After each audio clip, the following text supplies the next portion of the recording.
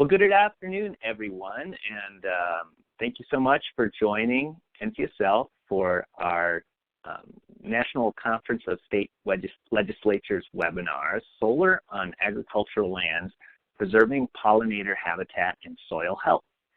My name is Glenn Anderson. I am the Energy Program Director at NCSL, and I'll be moderating today's webinar.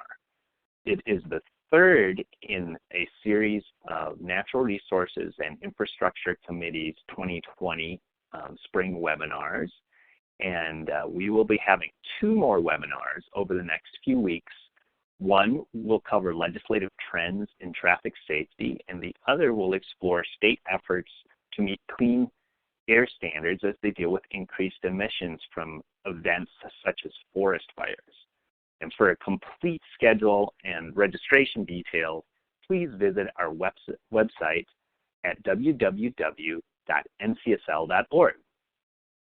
Today's webinar provides you with a platform for information exchange and engagement.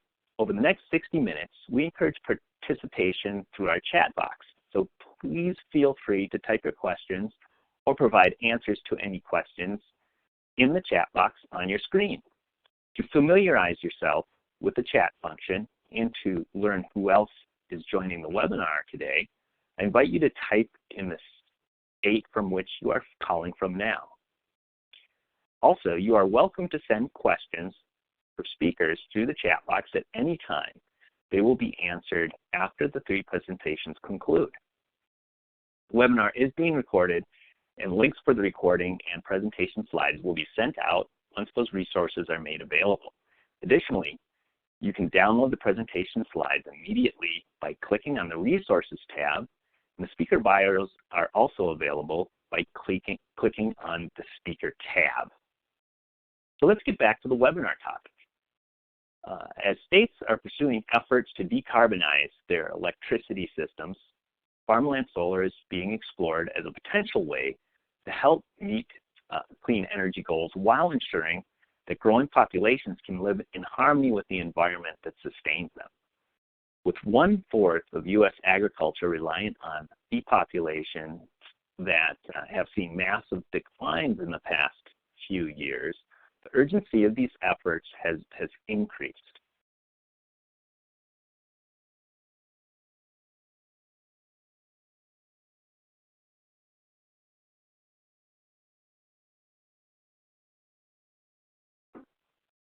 Pardon me, sorry.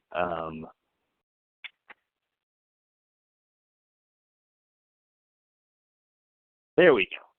So, just wanted to advance to our speakers page since we are introducing the speakers right now. We are honored today to have a panel of national experts who will be discussing efforts to integrate solar with farming and ways to make solar installations pollinator friendly. And joining us today, we have Jordan Magnick, Lead Energy Water Land Analyst at NREL, Maggie Clark, Southeast State Affairs Manager at the Solar Energy Industries Association, and Jerry Polano, Renewable Energy Coordinator at the Massachusetts Department of Agricultural Resources. But before I begin, we'd like to run a quick poll to gauge your interest in these topics, so we will do that now. And if you could take just a few seconds to choose an answer, that would be great. So just hold on one moment, and Shannon will be running that poll for you.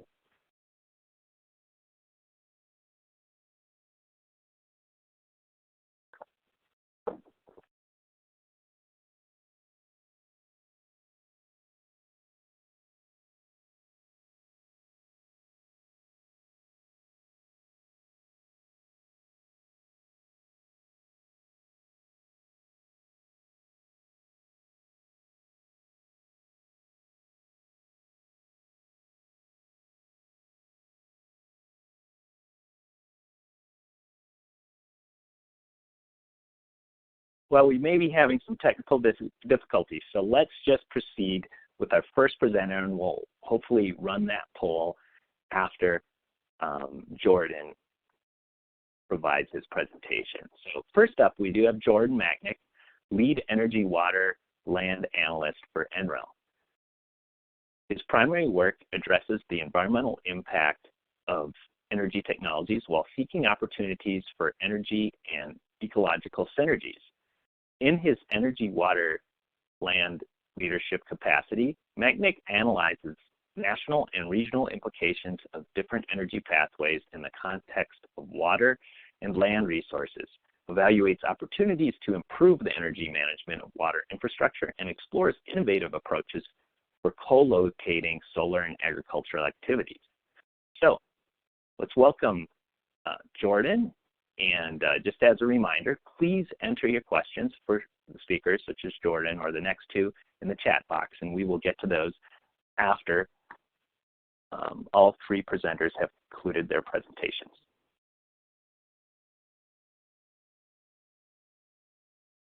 Thank you very much, Glenn. Glad to be talking with everybody today.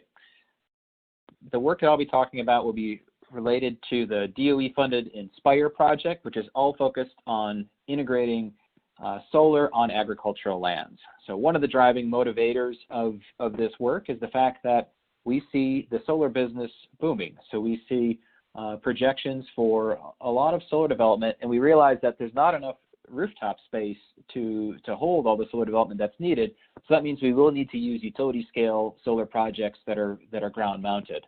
One of the challenges we see is that this will take a somewhat large amount of land, and this will be distributed across the United States. And so we are seeing a similar or a parallel trend as we see an increase in solar development, that also farm profitability has been declining for many years, and that there has been a recent interest by the solar industry to develop on agricultural lands. And so this has led to some questions and some pushback and some concerns from certain folks. And so this is certainly relevant and related to whether or not we are making the best use of all of our land resources. And so the work we're really doing is focused on how do we make sure that as solar development does grow and it does incorporate developments on agricultural land, how do we make sure we're looking at mutual benefits, things that benefit the land and the soil, as well as benefit our energy sector. So a key defining feature and a key area of interest is for ground-mounted solar. What does it look like? Does it look like something where we've removed the topsoil, or does it look more like something like this, which is a field of pollinator friendly habitat, native vegetation that's serving multiple ecological services? And our vision is really that as we see more and more solar development, we want it to incorporate pollinator habitat. We want it to incorporate agriculture. We want it to be compatible with ecological services and habitat and provide other beneficial resources. So to achieve that vision, there's research that is required, and that's where the INSPIRE project comes into play. It's still, we are exploring different ways in which we can optimize the different types of vegetation that perform underneath and around solar arrays, because solar arrays, because they are shade, they shade the ground underneath, which changes the light penetration, it changes the temperature, it changes the soil moisture, which makes it a different environment for which you might grow things, including grasses or pollinator vegetation. So really the aim of the INSPIRE project is to best understand what grows underneath solar panels and why.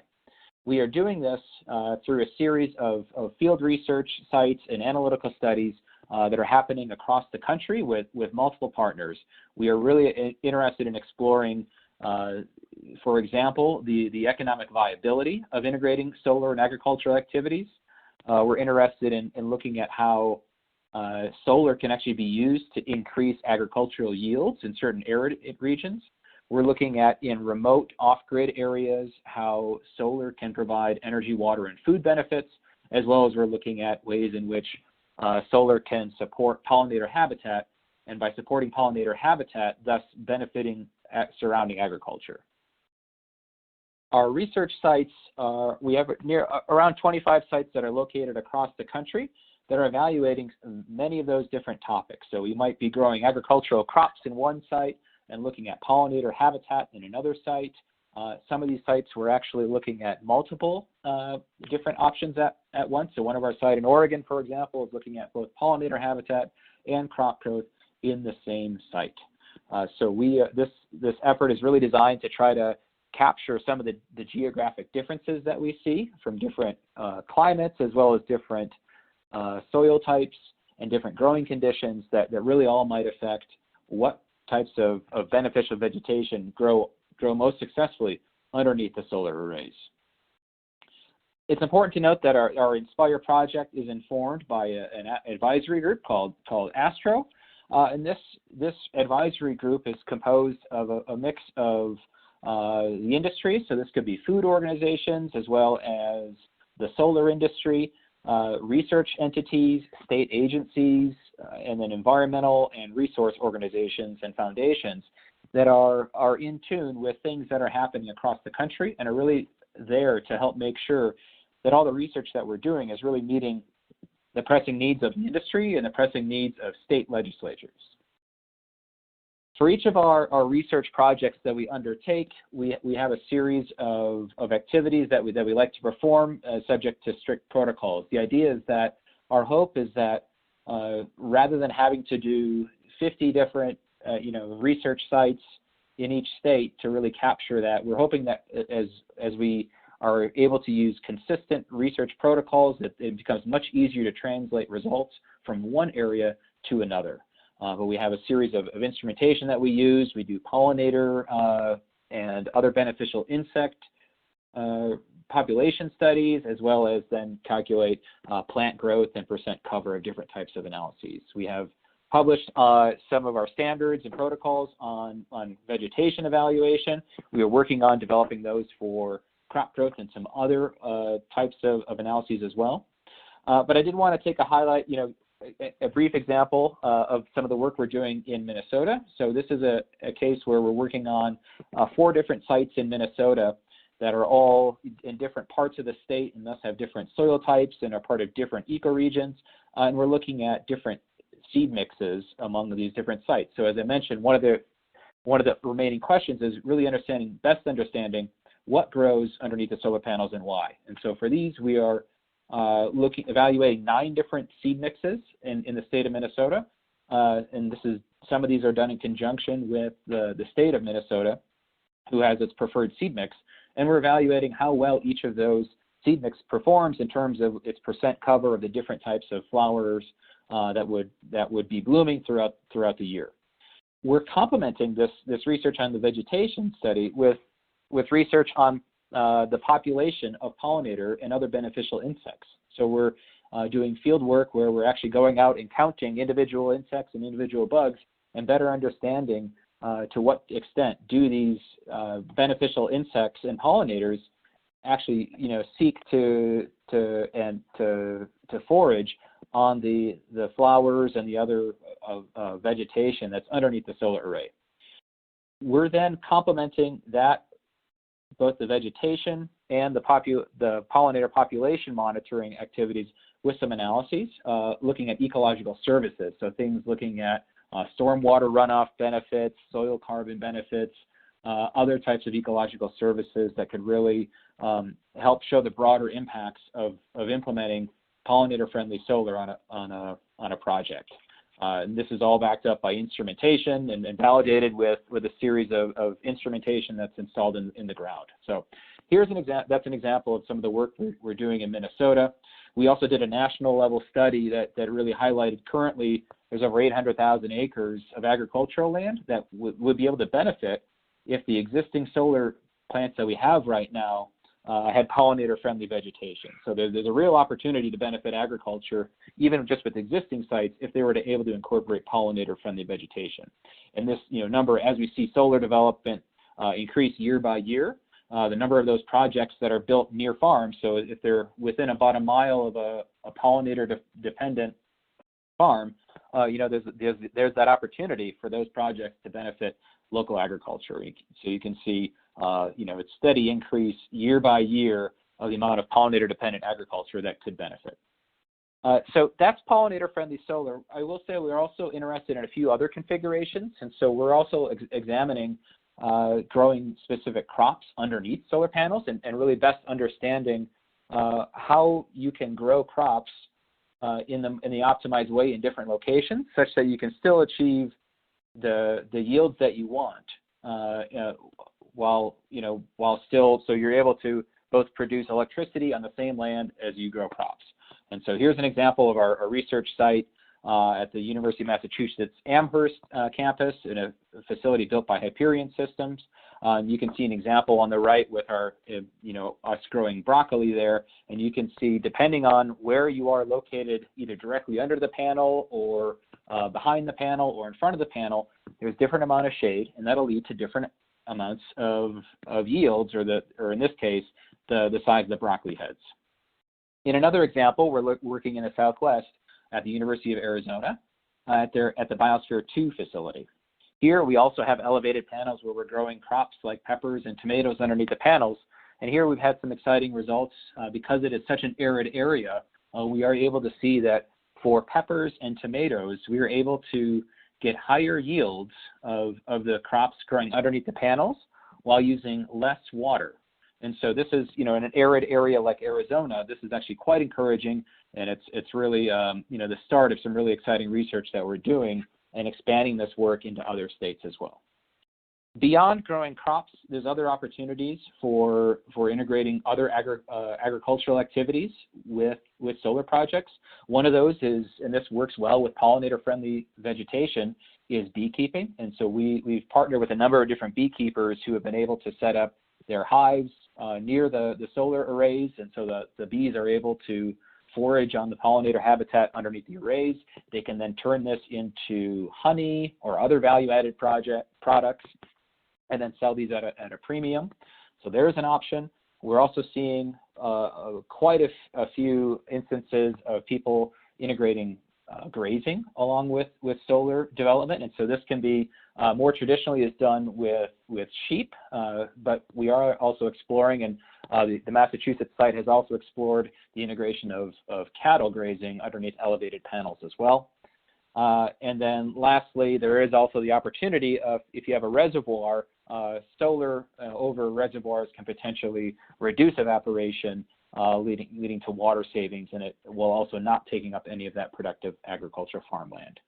I'll close with two statements. The Inspire project is really, it's a research project, but it's also in many ways an educational project. So at all of our 25 sites, we are working with local universities and other researchers to collect data, to have outreach, and to really educate everyone about the potential of pollinator-friendly vegetation or growing crops underneath the arrays.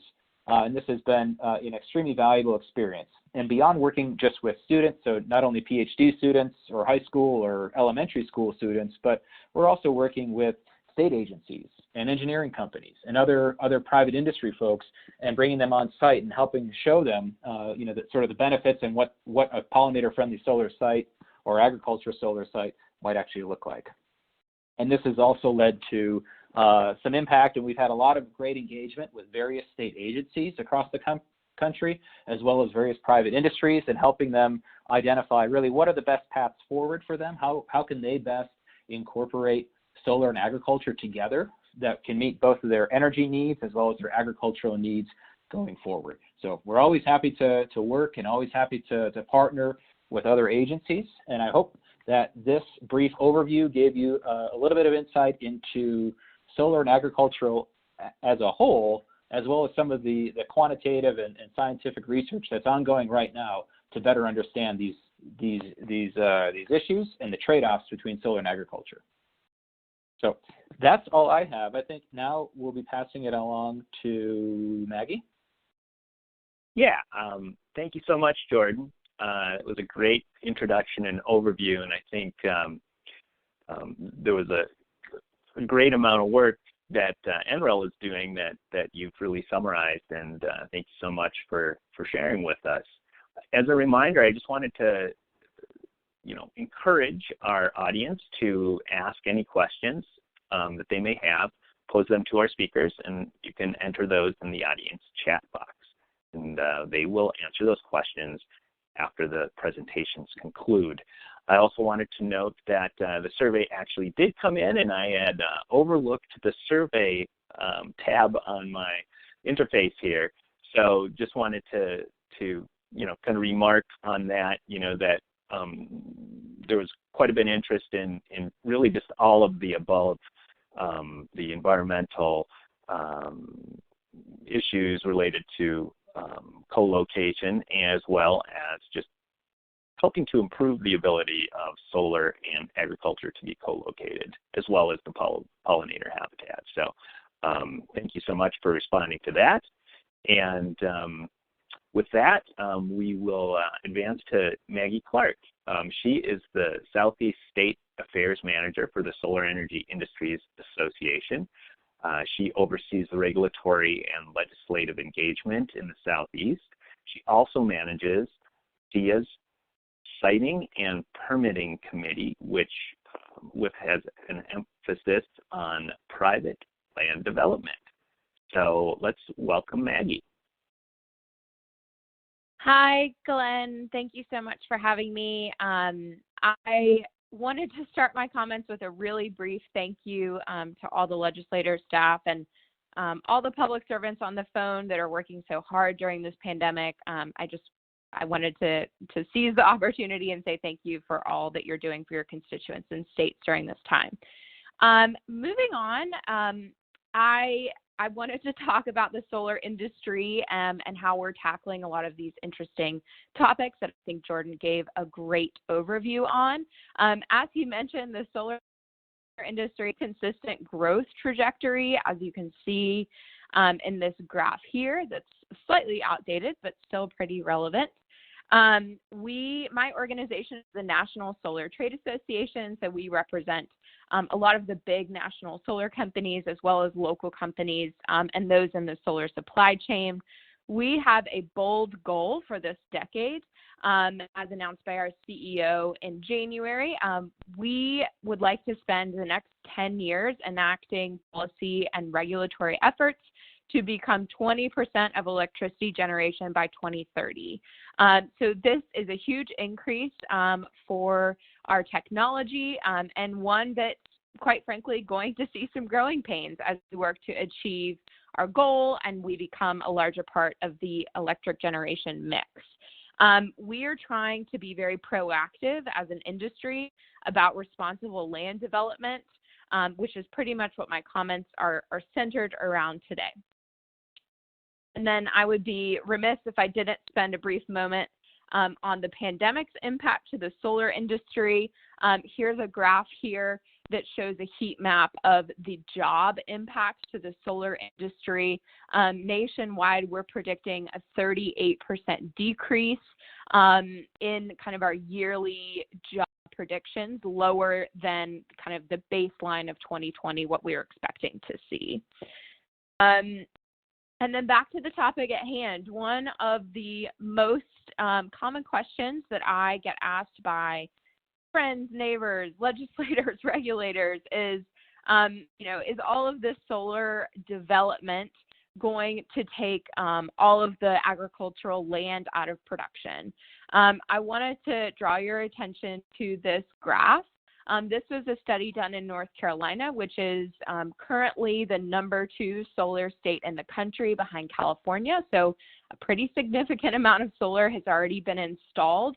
And I think about 90% of it is large-scale solar facilities, so solar on usually agricultural land. So it's a really great case study to look at this data. So we worked with the North Carolina Department of Agriculture and a local association to really look at the available cropland. And this isn't just like available land that's undeveloped. This is agricultural land. And then they used the GIS interface to map out how much land was taken up by solar panels, like the actual footprint. And of course, then in the last column, you can see that they converted that into a percentage. And then they predicted out based on the growth trajectory again of the solar industry, what this growth is going to look like as more solar gets installed in North Carolina until 2030. And you can see the percentage is small. It remains at fairly less than 1% of all available cropland to be occupied by solar. So I don't ever dismiss these questions. I think they're very valid. Solar is a very visible technology. Sometimes we have legislators that, of course, drive into Raleigh, where I live, and they may pass 2 or 3 large-scale solar facilities. And I understand that seeing those facilities and also balancing the agricultural heritage in North Carolina with soybeans, peanuts, blueberries, tobacco is very important for these legislators and their constituents. So it's a valid question, but I think that when we're looking at making any policy surrounding restricting, places that solar can be developed, I think it's really important to look at these numbers and understand them in the context of again, just the greater development. I'll also note that we did a similar kind of back of the envelope study about, what is taking land out of agricultural production. And primarily it's, as you can probably expect, it's expanded real estate and commercial development. And something that I do like to note is that solar at the end of its useful life, which in some cases is 15, 20, 30 years down the road, a lot of these solar facilities have agreements in place with the landowner to return the land to its previous use. So if it was a farm before, the developer is responsible for being able to return the land to agricultural use after the solar is removed. So just because solar is installed now, my job would like it to be installed forever, but I know that that's not going to happen for every site. So it's not a permanent use of that land the way that building maybe a real estate situation is. So moving on, I think many of you might have seen this map. This definitely gets around the solar industry when we're having these discussions. This is just a little teeny yellow square of if the entire United States was powered by solar energy, which for a lot of different reasons is not technically possible.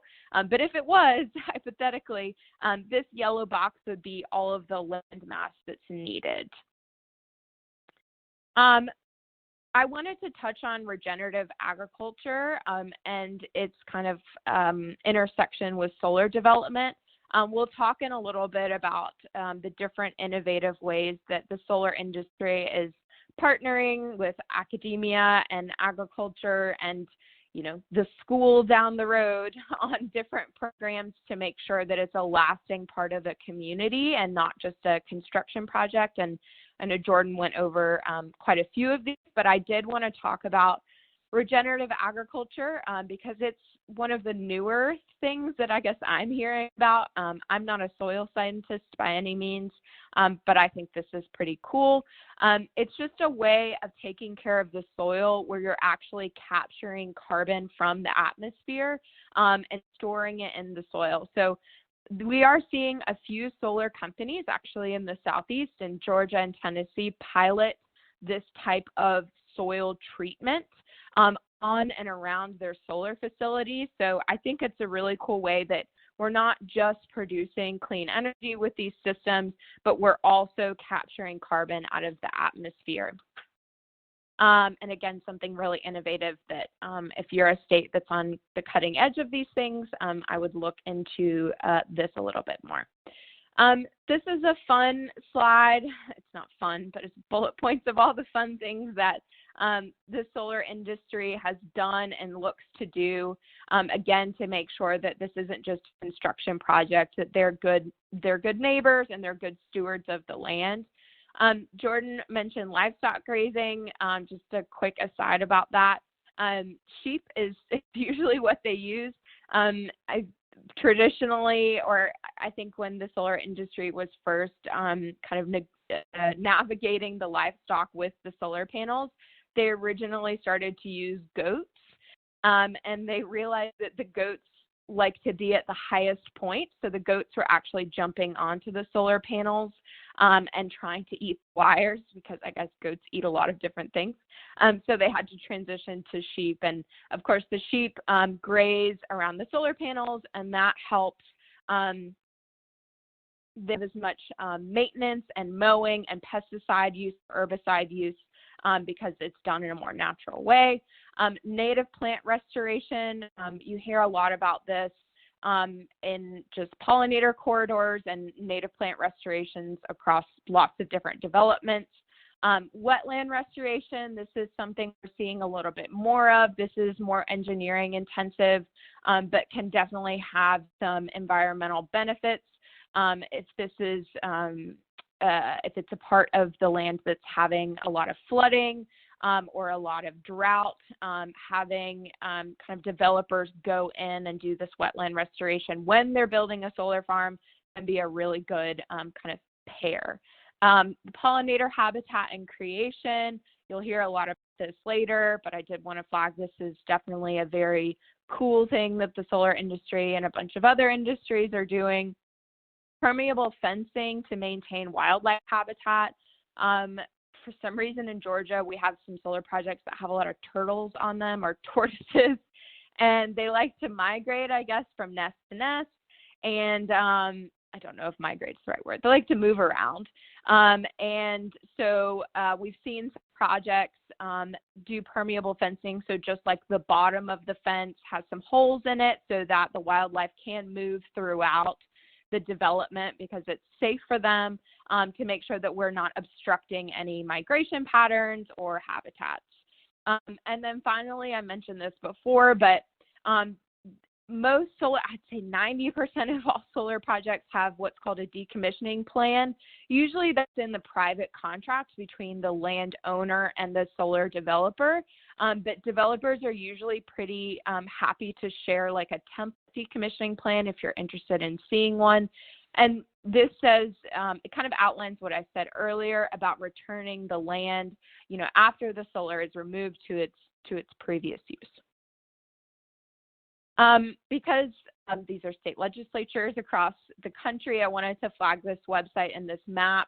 Pollinator-friendly solar scorecards have been published in state law or in some advisory fashions in the states that are highlighted. If that's one of your states and you want to go look at it, you can click on the link and find the statute or the scorecard. There's also that state neutral scorecard available, and this just shows you what are you looking for when you're saying a solar site is pollinator friendly. It outlines all of the different kind of categories of development that it takes to be quote unquote pollinator friendly. It's not just planting some wildflowers and kind of calling it a day. I want to note some action for state policymakers. When we're talking about responsible land use and solar development, I think it's important to understand if you're contemplating policy in this arena, whether to make it mandatory or guidance. I think even since I've been working in this field, which is about 6 years ago, we have found so many more ways to be innovative and responsible stewards of the land than, 2 years. I'm not opposed to mandatory standards or requirements, but just know that this is shifting so fast. And that we wouldn't want to prevent any innovation from happening from any mandatory requirements. So I do recommend guidance when it comes to these types of things, and maybe minimum standards or minimum thresholds. Holistic versus targeted. I think that some states, they see pollinators and pollinator habitats as something very targeted that they would like to encourage. As Jordan mentioned, helps all of the surrounding agriculture, not just the solar installations, say we're pollinator friendly. Or there's a holistic approach to just responsible land use.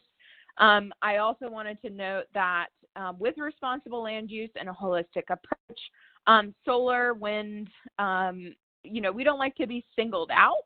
I think we do a lot of great things on our own, and I think that when we're looking at responsible land use, we want to be treated like other industries in that respect. So just something to note if you're contemplating a whole host of maybe solar or wind or renewable energy specific guidance.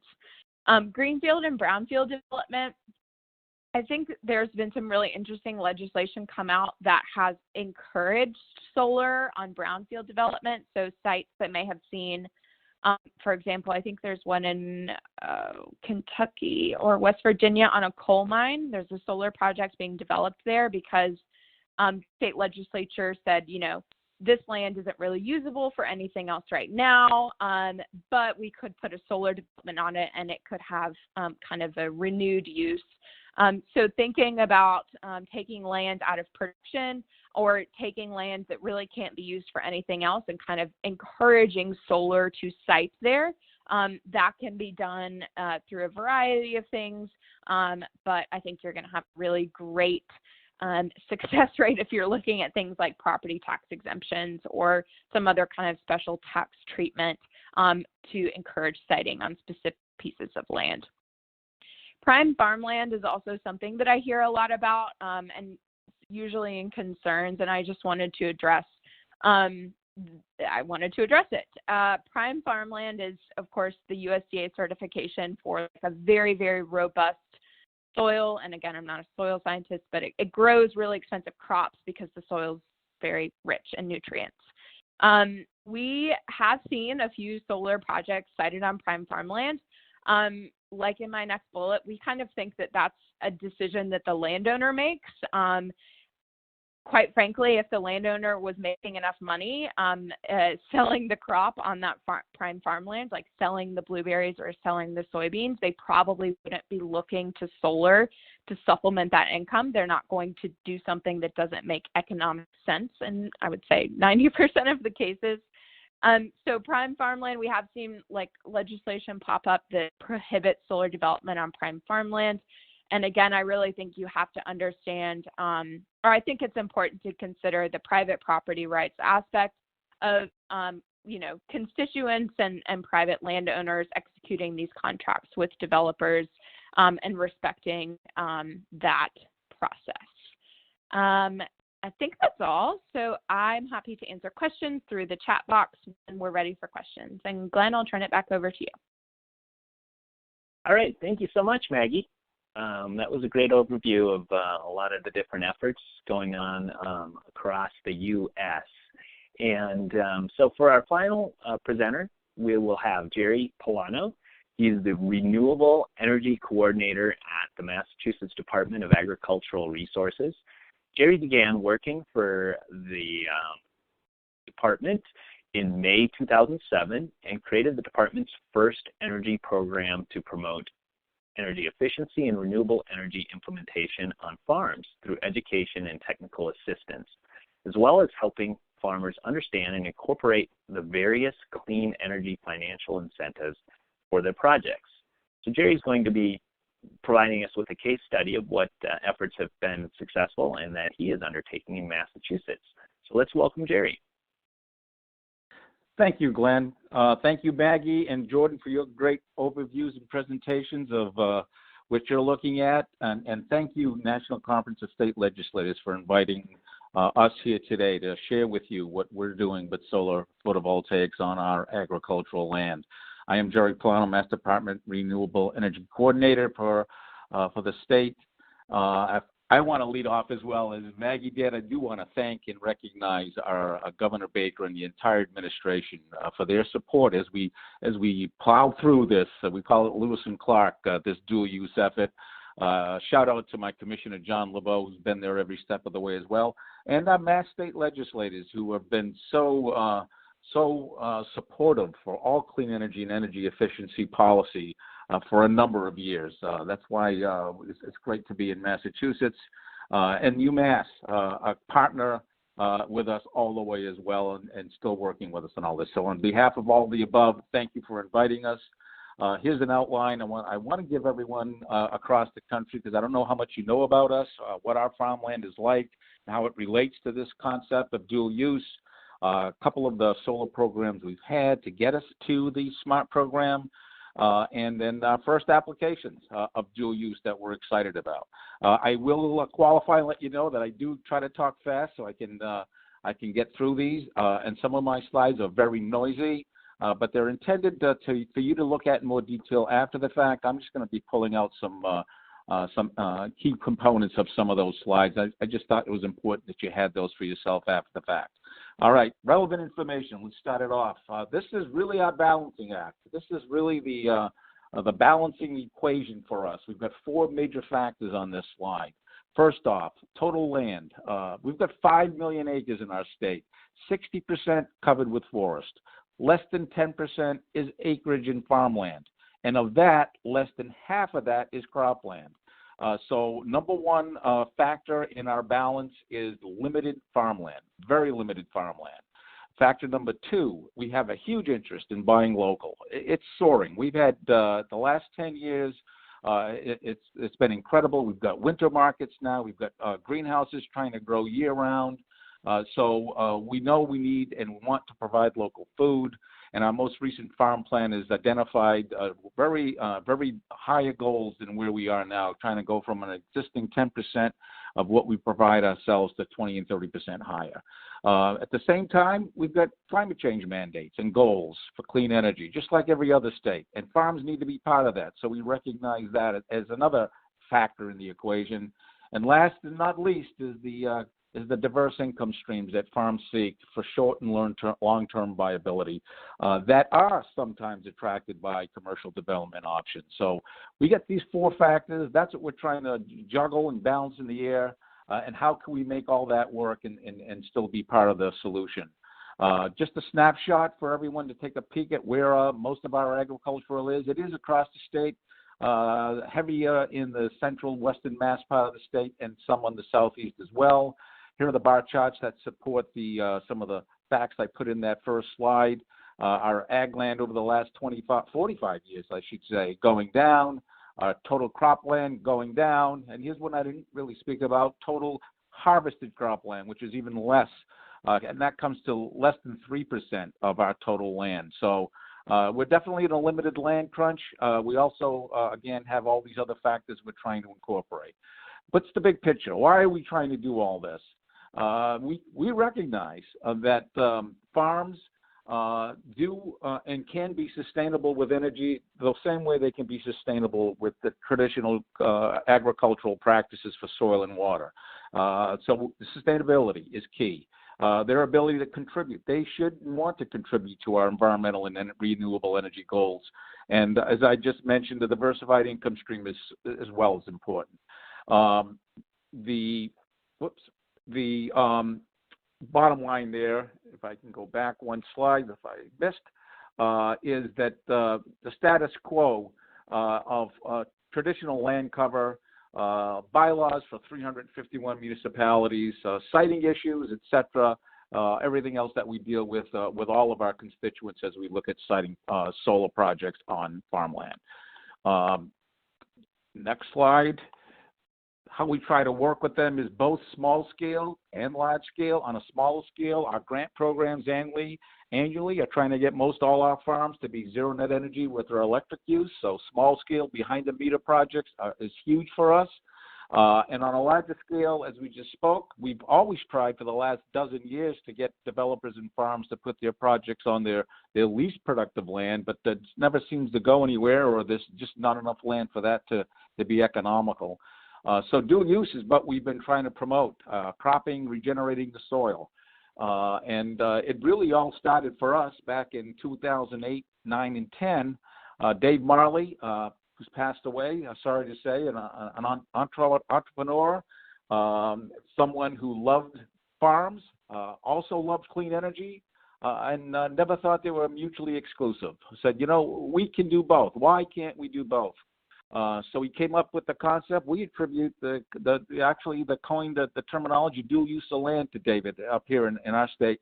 And he worked with UMass Amherst along with Berkshire Management Company, a triumvirate that put together this project and got funding from a number of organizations and agencies, including our state. This is a small 17 kW pilot project put in 2011. The panels you could slide them to expand the area, the space between They're right now showing 2, 3, 4, 5 foot spacing in between.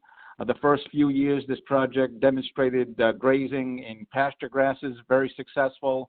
Now we're taking it up a notch, as Jordan had mentioned in his earlier slides, to looking at crops. What can we grow under here crop-wise and take it to the next level?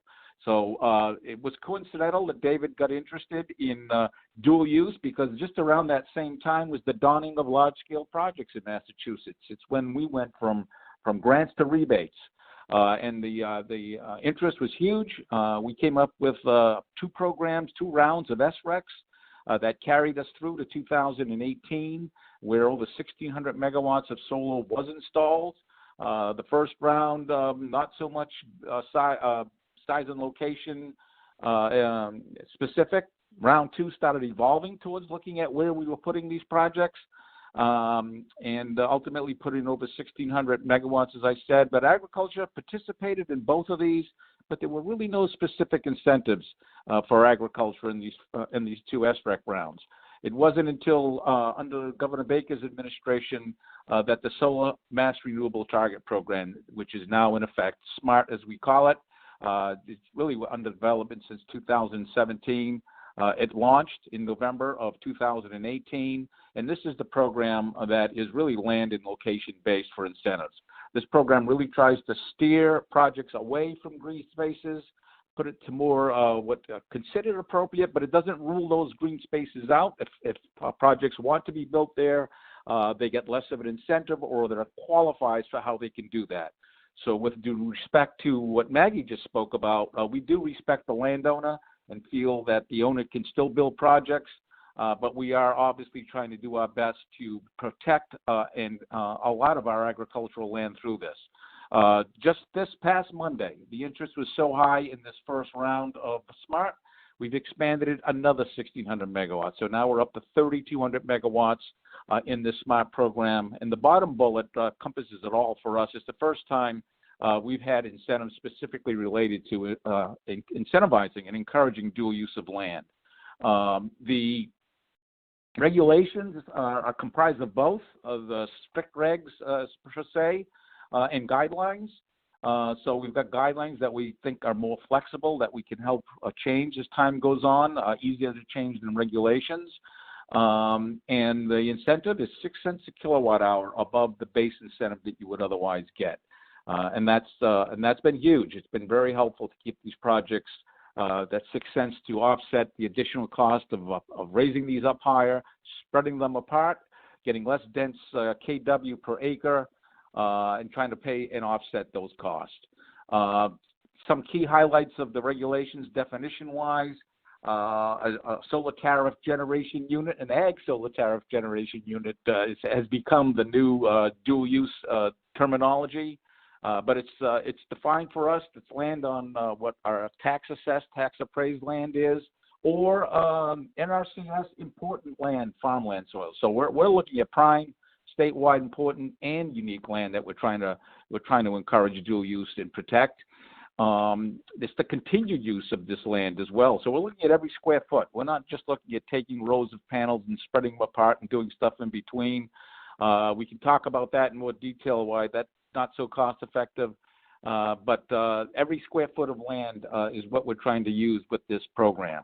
And here's the key definition of what that means in Category 1 in the regulations. We've got between ag and non-ag, and if you're agriculture, it's land located on 61A land or in any of those important land categories. You've got 5 options. You can build dual use on that land. You can put it on the roofs of buildings on that land.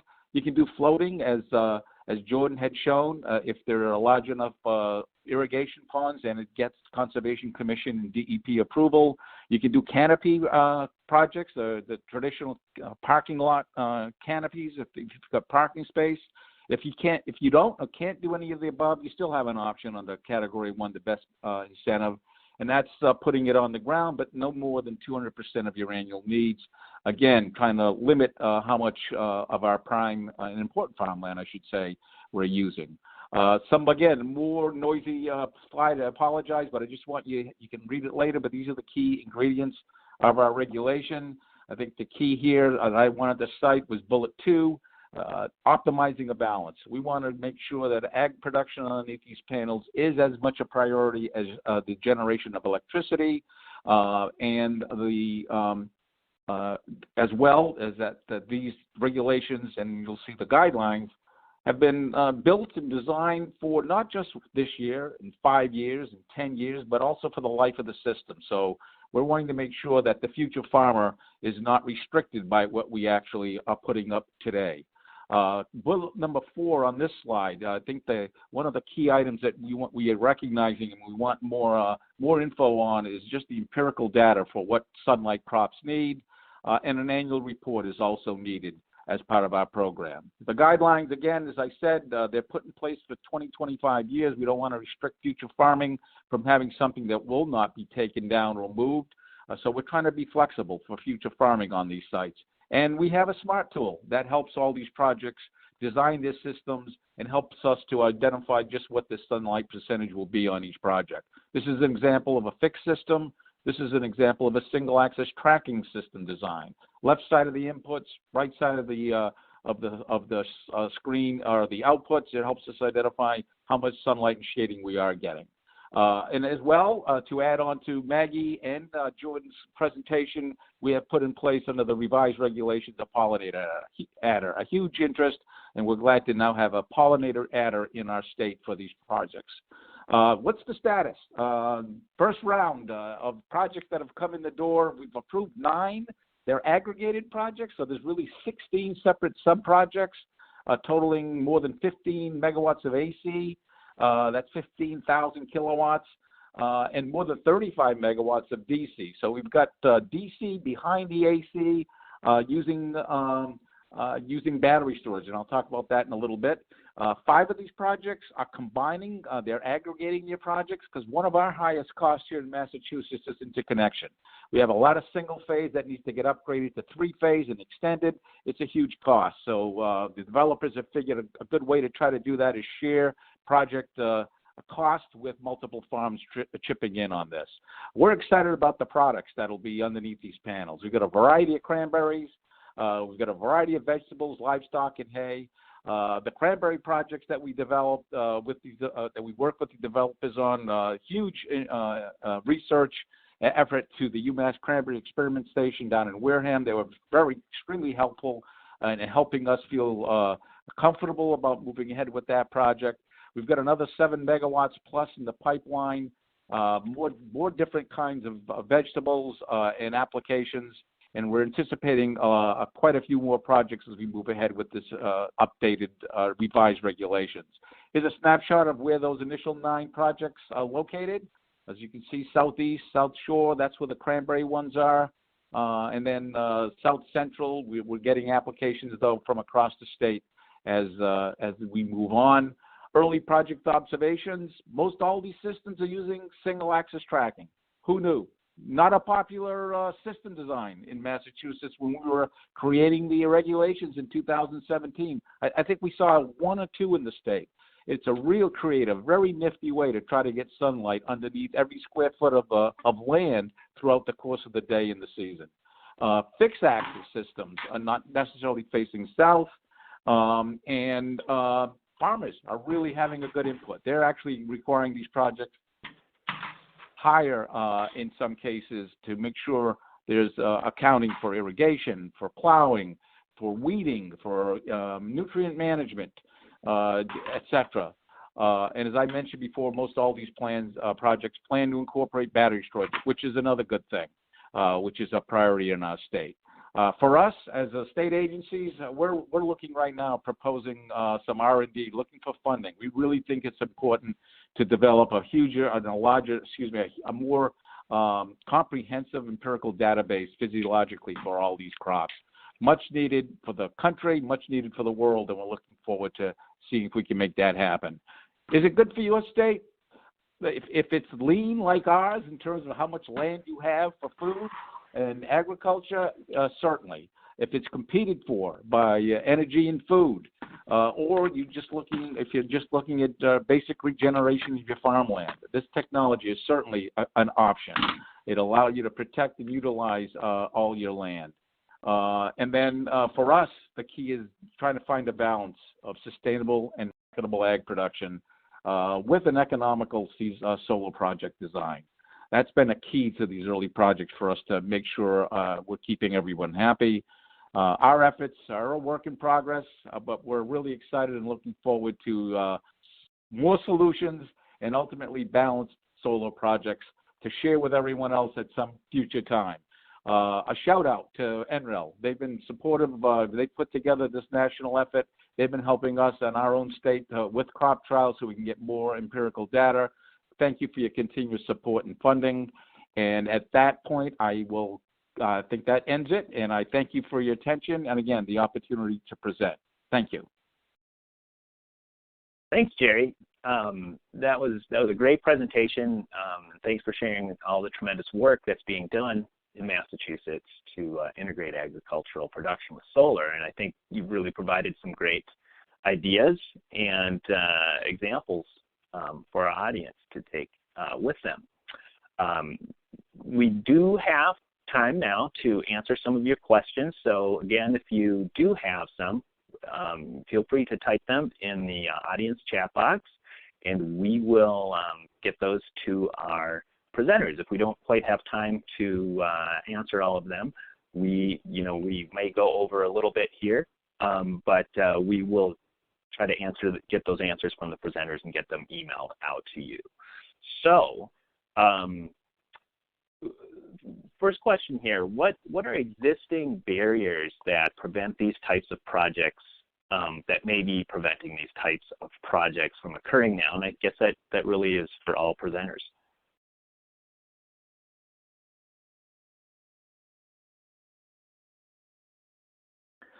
If I can comment from Massachusetts, sometimes it deals with height restrictions.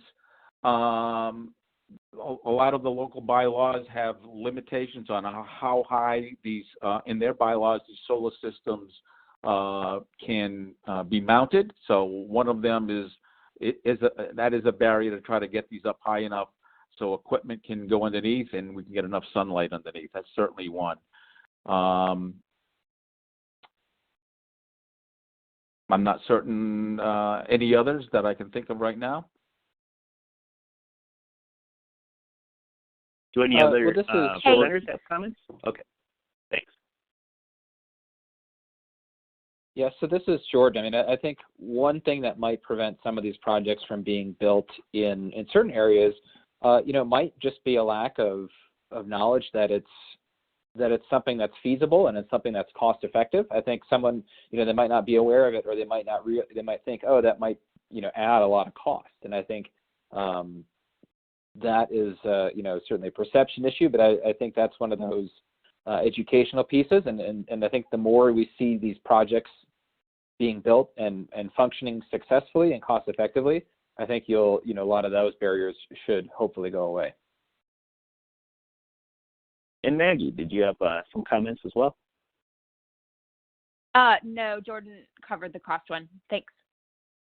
Okay, great. And so, as our audience is policymakers, do any of our presenters, do any of you have policy recommendations, particular policy recommendations for the states, or what would you recommend legislators investigate or think about if they are considering some types of policies to promote co-location with agricultural development?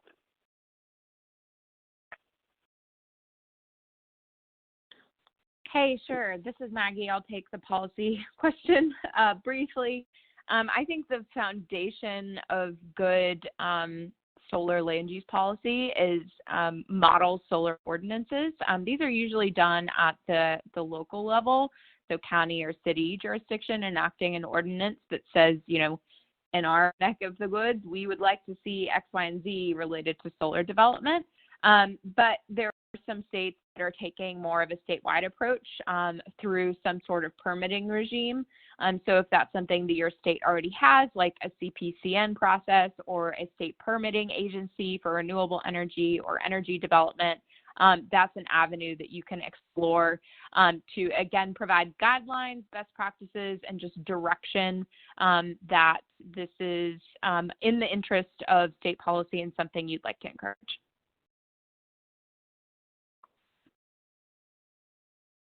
Thanks, Maggie. Jerry, did Yeah, you I have think any, I guess, oh, go ahead, sorry. So this is Jordan. I was just going to say there's a good example from Colorado on the policy side where this was at the county level with Boulder County, but I think there can be some parallels for things at the state level where it's just sort of an openness to and willingness to think about different opportunities. And so initially in this example, Boulder was not going to allow utility scale ground mounted solar projects. Because it would, the thought was that it was going to, hurt the agricultural land or, not be beneficial for it. But a project was able to successfully make the case because it incorporated this dual use, the co-location, that they were actually going to continue to farm, be more profitable while farming, as well as improve the soil, and thus, which itself led to some changes in that Boulder County rule book. And so I think it's a willingness to think beyond just broad policies that might be a sort of a catch-all, and really think about, this co-location of solar and agriculture really is opens a lot of new opportunities to benefit both solar and agriculture simultaneously. And so I think having that flexibility to see ways in which you could look for those mutual benefits might be a way in which to approach some of your policy making.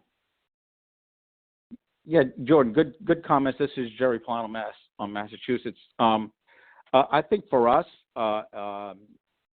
stakeholders, invite them all, from every aspect of what you're trying to do with your solar program.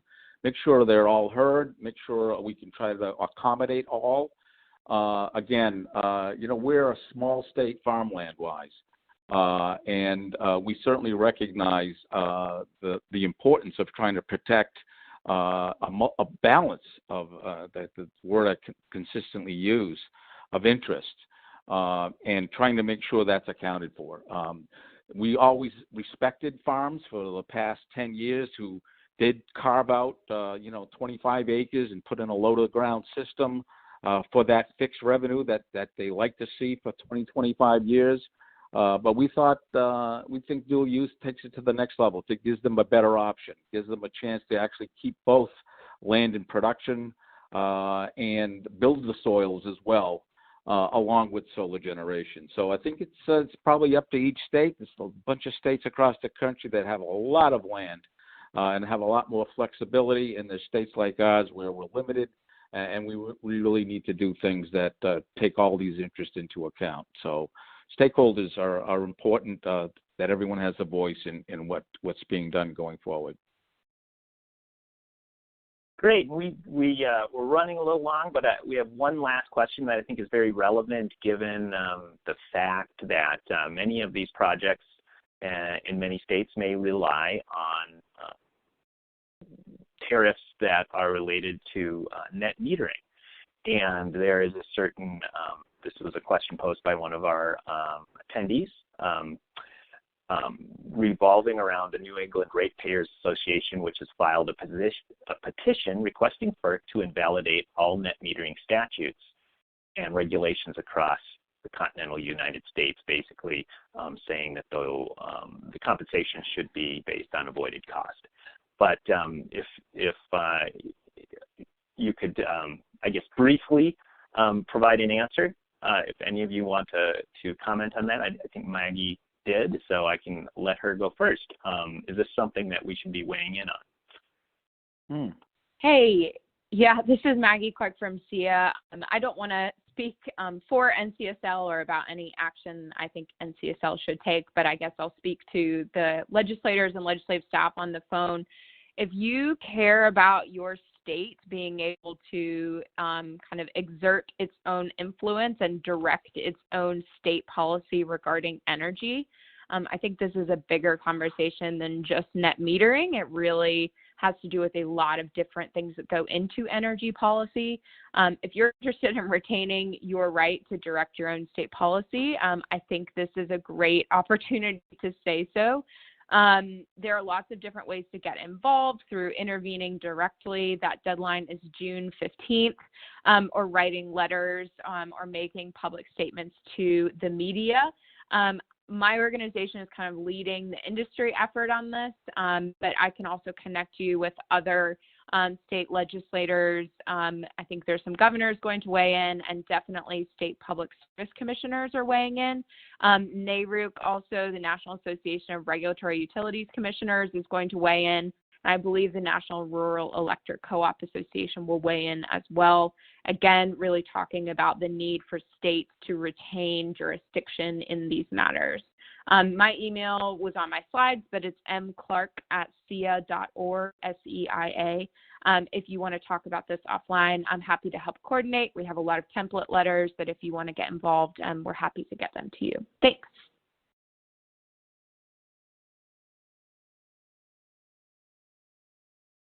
All right, well, with that, I just really want to thank all of our attendees for participating in today's webinar, and of course, extend a final thanks to our presenters for sharing a great wealth of knowledge and hopefully providing you with some information that you can take back and utilize in your state. So, and also wanted to remind you there is a recording of today's webinar, and the slides themselves also will be made available shortly. We will send out an email with links to that. And our next webinar will be on Thursday, June 4th, and we'll explore the 2020 state legislative trends in traffic safety. To register or find out more information, please visit ncsl.org or send Kristen Hildreth an email. So thanks a lot for joining us, and thanks for your continued interest and support of NCSL. Have a fantastic day.